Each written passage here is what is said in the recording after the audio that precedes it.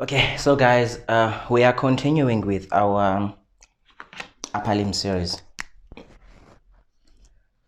Upper limb fractures. So today we're doing Colles fracture. Colles fracture.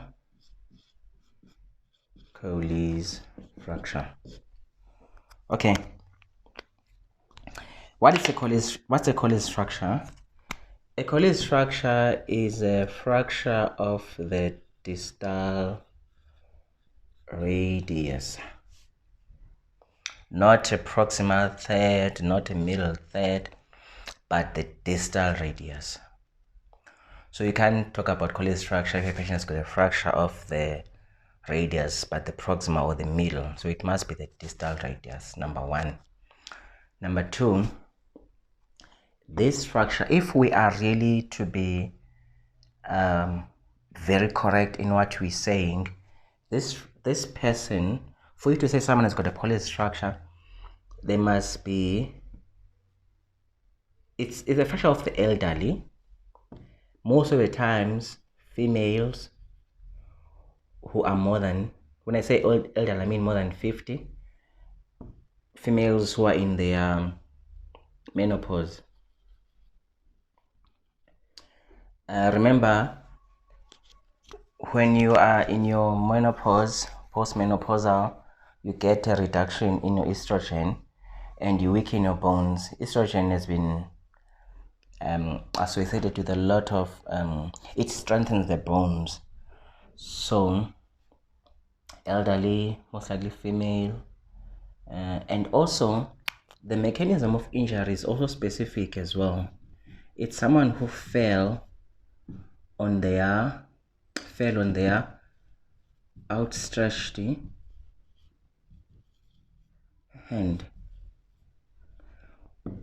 with their wrist in extension. That's very important. Wrist in extension. So that's the mechanism of injury. So you hardly get a Colles from an assault. It's usually someone who fell. Remember, when you fall, in an attempt to prevent you hitting your head on the floor or your upper body or your face, you outstretched your hand so that the body will take some of the weight that you're falling with. So that's that. And I've seen people write Colles fracture on someone who fell with the same mechanism, but they are less than 50, like 30, 25, 21. It's not, by definition, that's not a Colles fracture. A Colles fracture is what I've described here. Someone who's got weak bones. So these people have got some kind of osteopenia. And like I said, from the estrogen that is depleted in their bodies. So someone who falls with the same mechanism and they get a fracture of the distal radius, it's called a distal radius fracture. You can just describe it. If it's displaced, it's a transverse fracture, it's an oblique fracture, it's whatever, but it's just a distal radial fracture. It's not a Colles. Yeah. Okay. So, and it's important to know the mechanism because, in some exams they will ask you, give you a scenario there and say, a 60-year-old female fell on an outstretched hand with their wrist in extension. What's the likely fracture that you're going to see on the x-ray? It's a Colles fracture. Then they might trick you again and say 25-year-old, and then you say it's a Colles again. It's not a Colles, it's a distal radial fracture. Yeah, so if someone's going to come in, they'll come in with pain. They will present with pain, tenderness, and they will have swelling and the famous Dinner-Fork deformity. Dinner-Fork deformity. They hardly get open fractures. So usually the skin is intact there. So they get this Dinner-Fork deformity. And the Dinner-Fork deformity is something like this. So this is your fork, but these are your fingers. This is your palm, this is the wrist, this is the, so it's something like this. The dinner fork deformity. So they usually come in with that. And okay, now how do we assess these patients? So obviously you will do the assessment, take them, send them. You'll do the assessment, and also you'll do the examination and pay attention to your neurovascular bundle, neurological status. Obviously, your pulse, your radius, your ulnar, and your capillaries, they become important. But what I talk about is the median nerve, because that's the nerve that is at risk. So if you don't know the fracture and the most likely nerve to be injured, then you won't know which nerve to specifically pay attention to. So the median nerve here, it has got the sensory component and the motor component. The sensory component of the median nerve is your 3.5, right? Your 3.5. Sorry, your 3.5. So it's the palmar side. You check the sensation and compare to the other side. The palmar side of the thumb, the palmar side of your index finger, the palmar side of your middle finger, and half of your ring finger. So you ask the patient if they are. So it's nice. It's the right way of doing it. You check both sides. You ask them to show you their palms, and then you just touch. If you're touching the palm, touch the palm. If you're touching the palm side on the thumb, you do that on the other side as well. If you're doing the middle finger, do the middle finger. If you're doing the index, do the index. So that's what it supplies. And also more specifically, the index finger, the distal part of the index finger, that's one is more specific as well. So you check sensation there. On the motor sign, you ask them to do the OK sign. The OK, if they can do the OK sign, and they can, so the OK sign is like this. That's the OK sign. And then you try and pull and try to pull. If they can hold, if they can keep, they can resist and keep that OK sign, likely their median nerve is intact. So you need to document these things on a Colles patient. Not all Colles patients come with neurological problems, but the day it happens, it will be disastrous. Okay, so what's the management? Management is simple. Like I say, the number one fractures that we see in family medicine is ankle fractures. Number two, it's I think Colles fracture is number two. It's very common, guys. It's very, very common. The most recent that I saw was when I was on call last week.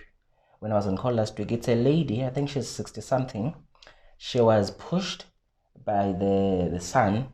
So as she was falling, she outstretched it. It's just a reflex that when someone is pushing you, you don't want to hit your face. So you will outstretch your hand, and you will be in extension. But if you don't get a chance to put your wrist in extension, then you might be able to outstretch but keep inflection. Then you get a different kind of a fracture, which we're going to talk about. So the management here is simple, guys. You don't need an orthopod here, not unless there is another reason. But if it's a pure Colles, you need to do conscious sedation on this patient. Sedation. And we do a lot of conscious sedation for abscesses, breast abscess, all these things. And you do it in A&E. It's a side room kind of a thing.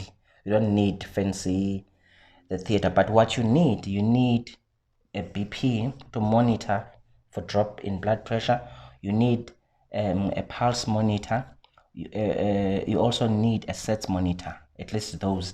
And also, obviously, you must have your oxygen ready, all those things, in case the patient, but we have never had anything like that. So the drugs that you use for the sedation is your ketamine and your midazolam. That's the one that we use. Other doctors, they also add morphine, but we have been doing just fine with ketamine and midazolam. One day maybe we're gonna talk about those drugs. Yeah, what to expect and how you give them, all those things. So you reduce them. It's a closed reduction under conscious sedation. And the way you do it, you need two people. You also need your pop to be ready.